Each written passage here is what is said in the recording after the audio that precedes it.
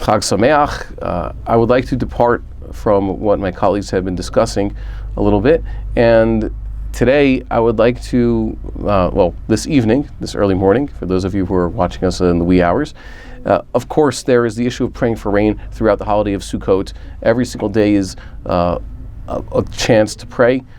Tomorrow, or Shmini Atzeres, or Simchat Torah, depends on where you are. We're going to start mentioning Gvurot Geshamim, which is Mashiva Ruach Rida Geshem. At Shacharit, we're going to have a few extra piyutim as prayers for rain. And there are some aspects of the holiday that are a little less known. The first is that how Hoshana Rabbah actually controls our calendar. What do I mean by that? This year is a perfect example of it. I'll explain soon. In the olden days, the sages used to decide Rosh Chodesh, and as a consequence, all the days of the holidays, the dates of the holidays, what day of the week they fell out on, by witnesses coming and testifying that they saw the new moon.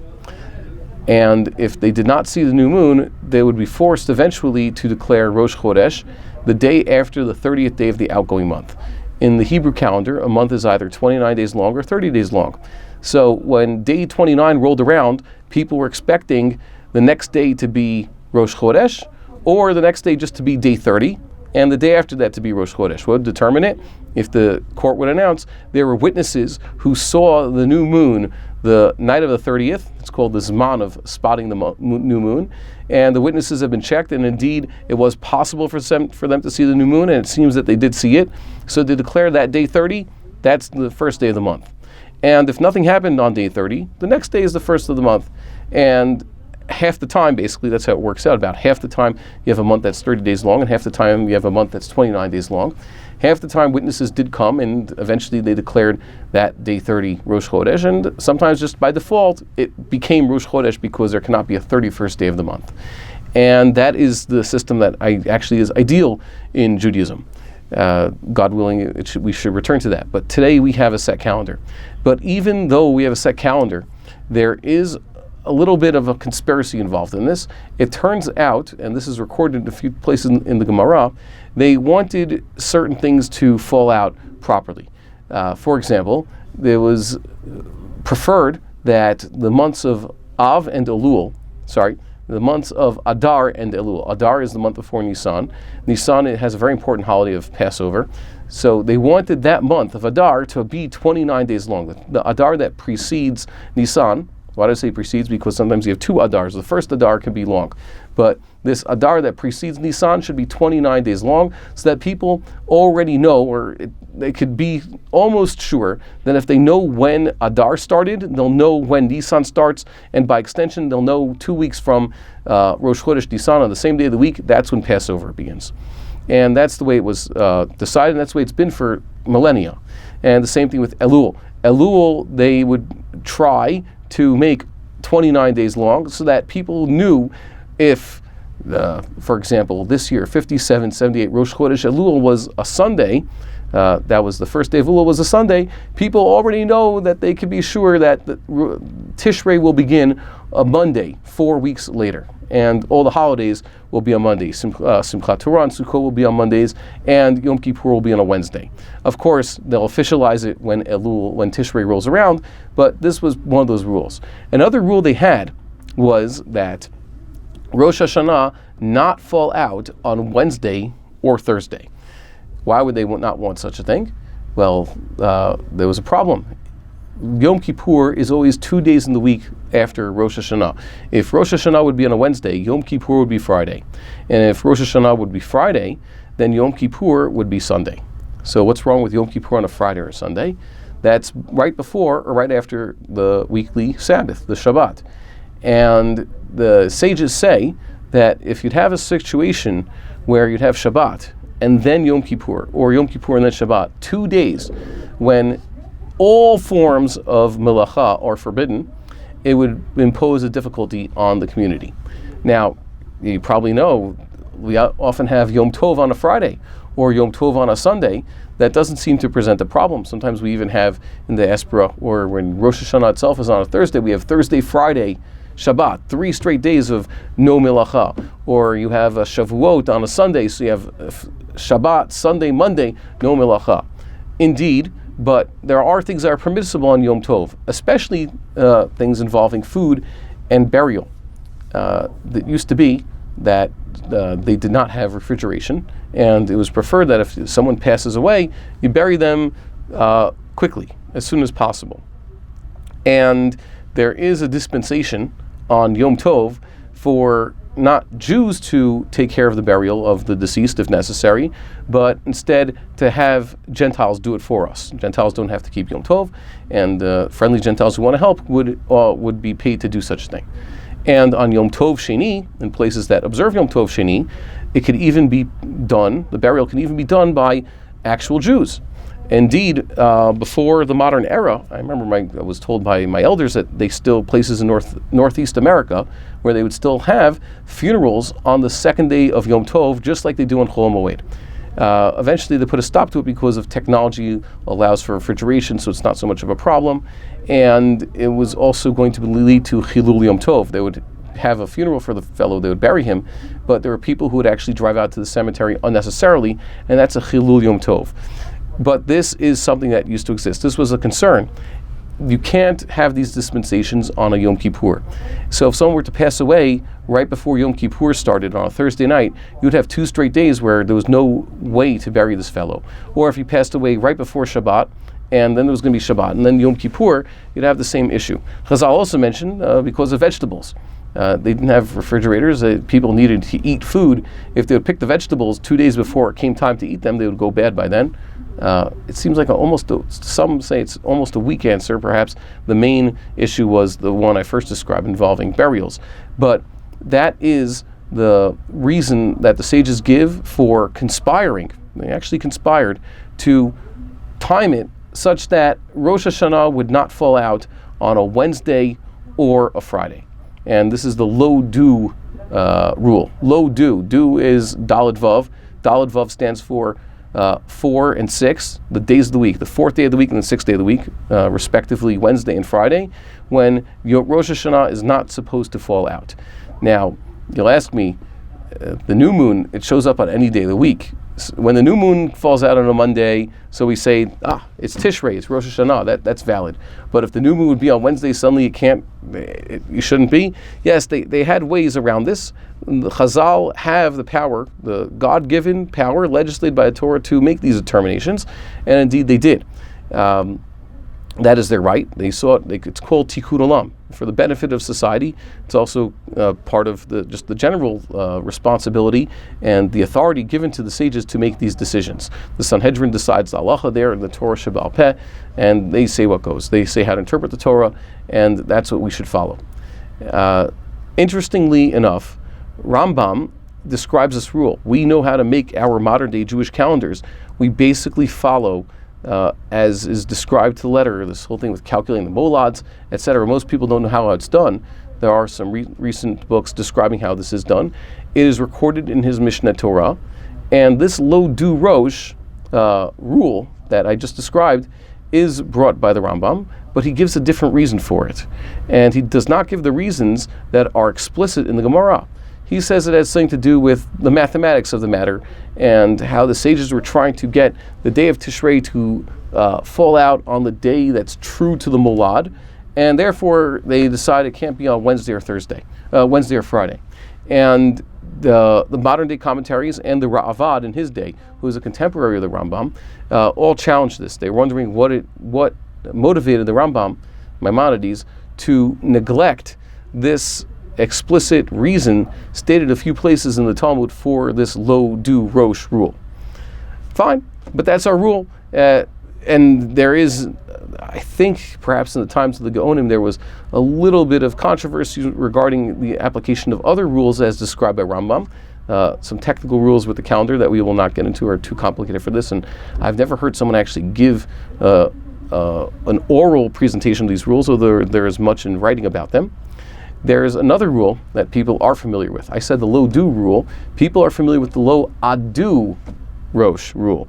I just add an aleph, Lo Adu Rosh. And the aleph stands for 1. That is, Rosh Hashanah should not be on a Sunday either. What's wrong with Rosh Hashanah on a Sunday? If Rosh Hashanah were on a Sunday, it's like Rosh Hashanah on a Thursday. You'd have 3 straight days of Yom Tov. In diaspora, you'd have 3 such Yomim Tovim. Is Sunday anything wrong with Rosh Hashanah? It means that Yom Kippur will be on a Tuesday. We have Yom Kippur sometimes on Mondays. We have Yom Kippur on Wednesdays. What's wrong with Yom Kippur on a Tuesday? Well, what could possibly be wrong? And the answer is there's nothing wrong with Yom Kippur on a Wednesday. This Lo Adu rule, the Aleph part of it, is of later vintage. It is not from Chazal. And instead it comes because of Hoshana Rabbah. What is Hoshana Rabbah? Hoshana Rabbah, the name itself, is also not something our sages recognized. It's a colloquialism like Simchat Torah itself, which used to be just the second day of Shmini Atzeret and was brought to the land of Israel. Well, there's one day of Shmini Atzeret, so now it's called Simchat Torah, but indeed that's not what the sages knew it as. That's not what's called in the Torah. There are Rishonim who you tell them, perhaps even the Rambam never heard the idea of Hoshana Rabbah. It used to be called Yom Ha'arava, the day of the willow, or just the 7th day of Sukkot. Hoshana Rabbah is an expression that was eventually coined because of the rituals performed on that day. What happened on Hoshana Rabbah in the temple? We know that there's a mitzvah in the Torah to take the lulav. It's literally called take in Hebrew. It says lekichat lulav, or ul kachtem lachem, take for yourselves. What does taking involve?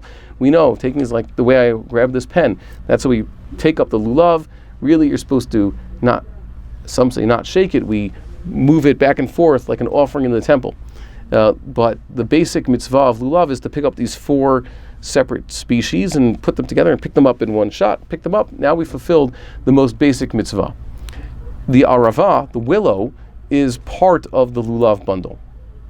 And this commandment is only specifically on the first day of Sukkot. And the sages derive from exegesis that this commandment is performed in the temple itself all 7 days of the festival. And that's what they used to do. Everybody took a lulav, and etrog, of course, on the first day of the festival. And in the temple, they did it for 7 days. That's an exceptional place because the verse says that you should celebrate before God. Before God means in his temple. That's how the sages derive. It says for 7 days. FOR, 7 days. For 7 days, we continue celebration with the lulav and the etrog. That was what was done in temple times. And when the temple was destroyed, there were a few takanot. Rabbi Yochanan ben Zakkai, who was alive in that generation, he was a survivor of the destruction of Jerusalem. He made a number of takanot in the wake of the Second Temple's destruction, and he ordained that the lulav be taken everywhere all 7 days, which is a memorial service for the temple. In memory of what they used to do in the temple, would take the lulav all 7 days. It used to be that they also took the lulav when the first day of Sukkot was on the Shabbat. They would take the lulav. We have a takana against that nowadays, but it used to be they did not have such a rule. And of course, today, whatever day of Sukkot, even the first day is Shabbat, is the day we do not take the lulav. So this minhag was extended. They also describe how, although it is not explicit in any book of the Bible, it's certainly not, but it is attributed to the prophets, the later prophets, a practice they used to have, to also take an additional arava, perhaps just a branch. Here in the Mishnah Torah, Rambam says, sufficient one branch with one leaf left on it, where you can take a whole bundle, as it may be. Al pi Kabbalah, there's different amounts, 3, 5, 7, 2, whatever it is, it's all good. The mitzvah is specifically with one, but one could add to it. Just like one can add hadassim to his lulav bundle. We're supposed to have 3 hadassim, but one could make the lulav bundle more beautiful by adding as many hadassim as he wants. That's totally valid. It might be expensive, but it's valid. It's perhaps a hidur. They used to take the arava for all 7 days also in the temple, and the main mitzvah was done on the last day, Hoshana Rabbah, when they would apparently beat it against the ground. Rashi says they might have shaken it, but we follow the opinion that says they'd actually beat it against the ground.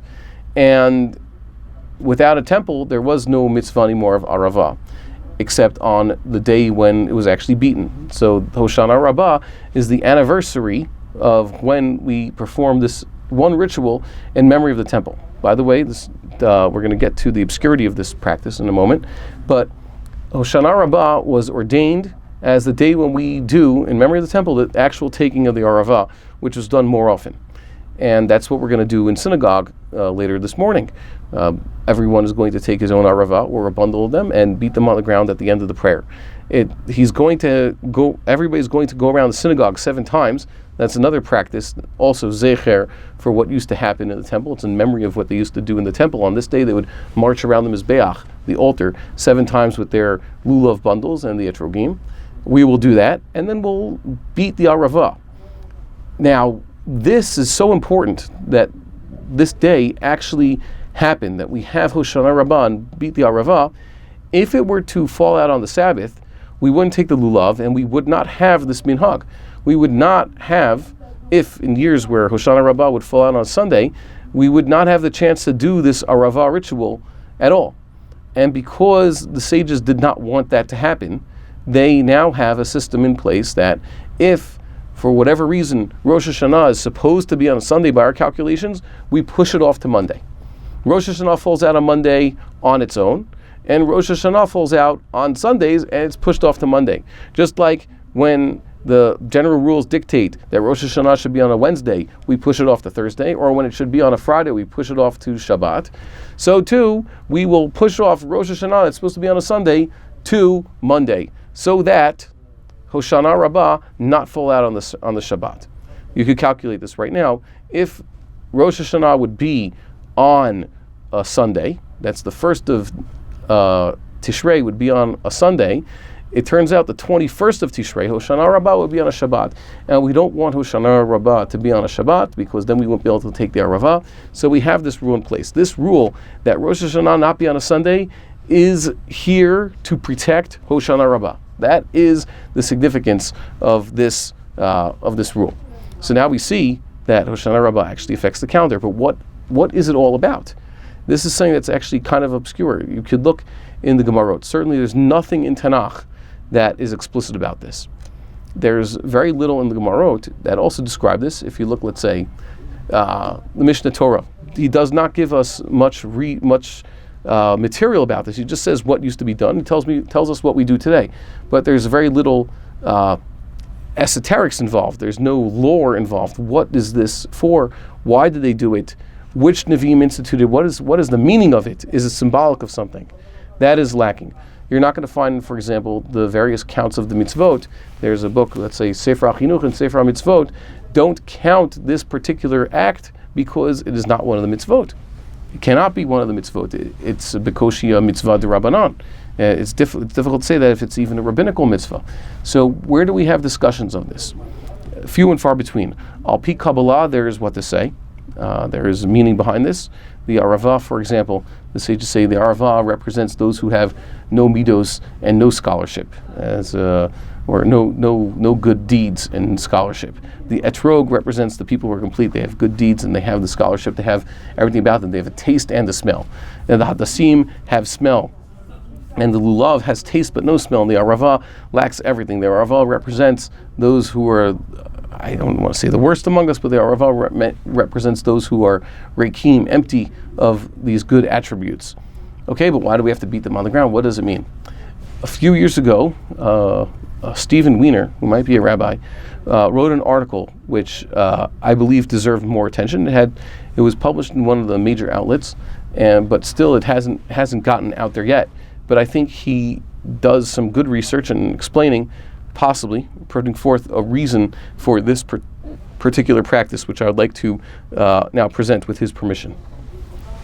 There is a concept in the prophets of acting out the prophecy in order to make it come true, or to show one's faith that it will come true. Examples abound. For example, Moshe Rabbeinu, when he was told to do something, always had to do it with his staff. Do it with the staff. Do an act. Sometimes he was even told to strike the rock. One time, he did it rightly in the book of Exodus. He was told, strike the rock and make the water come out. Stretch forth your hand upon the sea. And there are other later prophets who were told also do something as a sign that this will be. We have examples from Isaiah and Jeremiah and Ezekiel. That would be Yeshayahu, Yirmiyahu, Yechezkel. All were told to do specific actions to show their enthusiasm and to show that they really believe this will come true. This is a sign of the prophecy coming true. There is, for example, the example when Elisha, the prophet, Elisha was on his deathbed and he was visited by Yehoash, the king of Israel. Yehoash, the son of Yehoahaz, king of Israel, came to him and was crying about Elisha's imminent passing. He says the Jewish people are going to be like orphans. He said, my father, the chariot of Israel, which is the same appellation that Elisha gave to his master, Eliyahu Hanavi. And Elisha told the king to take his bows and shoot them toward the ground, and hach arza, and act out the prophecy that Elisha was giving him of an imminent victory against the Arameans, who for a few generations had been troubling the 10 tribes of Israel. The 10 tribes after they'd broken off from King David. It says, starting already in the times of Baasha, who was the second dynasty he was founded the second dynasty to rule over the independent 10 tribes. In his days, they started having skirmishes with the Arameans that lasted for a few generations. And Yehoash was promised that now God is going to give him a victory over these Arameans. They'll live in peace. And he acted out the prophecy according to the way the prophet told him, but he didn't do it so enthusiastically. He did it 3 times, whatever it is, what the prophet told him. And the prophet said, if you had done it a little bit better, more enthusiastically, you keep smiting it, God would have made your victory so much bigger. And indeed, that's how it works sometimes. Prophecy is less a promise of the future and more an order of the future. A prophet, we have discussed this issue, a prophet is, as Rav Shechter says, a historian of the future, but he's also a commander. He tells us what to do. We have a commandment to obey the words of the prophet. The prophet says something is supposed to be, that's the way we are supposed to make it be. And we have examples of the prophets, after they get the prophecy, trying to make it happen. The best example, of course, is the prophet Nathan, who sought to make his own prophecies come true. It's a commandment to listen to the words of the prophet if they're a proper prophet, just like we're supposed to listen to Moshe Rabbeinu. In Tanakh, it is mentioned that the prophet Haggai received his prophecy about the second temple on the 21st of Tishrei. It says on the 21st of Tishrei, the people were busy of completing the work on the second temple, and there was a question among the Jewish people: is this second temple the real deal? Is this a sign of the redemption? The temple had been destroyed. Has God relented? What does this mean for our future? They even were asking, for example, do the fast days have to continue being observed? We discussed this. They asked the prophet Zechariah, and they asked Yechezkel other questions concerning what now that the temple is being rebuilt. And there was some disappointment among the people. This temple was not as magnificent as the previous one. It even says when they were building it, the old-timers, remember the first temple, they were crying. Their crying was louder than the celebratory cries of the youngsters who were busy building the temple. And indeed the prophet said, yes, God is going to shake the earth. Okay, Hirashtiath Ares. God is shaking up the earth. He's going to make the glory of this temple greater than the second. Big things are happening if the people do it right. If the people are deserving, this will be great. This will be a great thing. And he says that it's at that point, in order to represent God shaking up the earth, that the prophet took his Rabbah bundle and started smiting the temple courtyard. He was in the temple courtyard at the time they were building it, and to act out his prophecy, he was doing this. And that became the practice. This is the institution on every Hoshana Rabbah. After it, that was the day when they would gather Aravot, and they would smite them against the floor of the temple in solidarity or in enthusiasm, out of great joy for the good tidings that the second temple is the very beginning of their redemption. Indeed, others, I've also, to mention Rav Shechter again, I've heard it from him many times, and Rabbi Elboim here in Jerusalem point out the second temple is the beginning of the third temple. The second temple was physically there, and if they had pushed themselves, and there's a lot of chazal about this, if the people had come back to the land of Israel at the time, they had pushed themselves, that would have been the final redemption. And even though the second temple is destroyed, it's our responsibility to put that second temple back. The Second Temple era never really ended, and when the time for ultimate redemption comes, because we make ourselves deserving of it by showing our enthusiasm for these prophecies, then it will be the Third Temple, or the Third Temple will be built. I don't know how it will actually end up, but that's what the Aravah is about. That is what Rabbi Wiener has suggested to explain why we specifically smite the Aravah against the ground. Where does Aravah come from? This day of Hoshana Rabbah. I'd like to say that indeed, we live in impressive times. You go to anywhere else in the world, you don't see that the Jews have. You don't see that any people have come back to their traditions, come back to their ancestral lands after so long, like the Jewish people have. The prophecies have been coming true in our days. We're in the rebuilt city of Jerusalem, right here, where we are sitting right now. They're building 2 gigantic buildings with cranes outside here in beautiful Ramot. There's construction all the time, and those who are visitors to Jerusalem can see there are high rises going up every single day, beyond their wildest dreams. The city is growing and growing, and the whole cities are thriving here in the land of Israel. We love to show our enthusiasm. Rambam concludes the halachot of Simchat Torah, of Sukkot and Lulav, with the idea that there's a special simcha, what we know as Simchat Beit HaShoeva. That is the celebration that is unique to Sukkot. What did they used to do? He says that every night of the festival, which was not the first Yom Tov, and which was not Shabbat. So if it was either 5 nights or 6 nights, not the 8th night, not the first night, and if the 8th night and the first night are Shabbat, so there's also no reason to add that. Shabbat is Yom Tov, it's the same deal. But if there was a Shabbat in the middle of the festival, they wouldn't have the Simchat Beit HaShoeva. He says that once they finish the afternoon service and they're already closing up shop, that's when the celebration begins. And it wasn't the celebration of just the masses, it was specifically the tzaddikim, the scholars, Rashi Sanhedrin. They were the ones who were celebrating the water drawing and the performing of this tradition of pouring the water on Mizbeach, which is also not explicit in the Torah. And they were the ones who drew from there, not just water, but divine inspiration from this celebration. And he says that this is the highest form of worshiping God. You're supposed to worship God out of Simcha. Leil Hoshana Rabbah is the night before the day of Hoshana Rabbah, of course, when we have to beat the willow. This was the night of Sukkot that the sages said cannot be on a Shabbat. There has to be this day celebrated on a weekday, so that this 6th night or possibly 7th night of celebration has to go through. Tonight, there are those of us who are staying up late and studying. Tonight was the biggest party of the year in the temple. This was the culmination of a whole week of celebrations. This is the night when we have to show our enthusiasm that we really believe that the time has come for the prophecies to come true, the goodness, the blessings of course, a season of rain is the greatest sign of blessing that can happen. The sages say you have no better sign of the redemption than the flowering of the land, the fact that the agriculture will take off and they will produce so much. This is the height of our serving God. It's very important, therefore, that one take his time, not just in Torah study, but to actually celebrate before God. He gives the example of King David.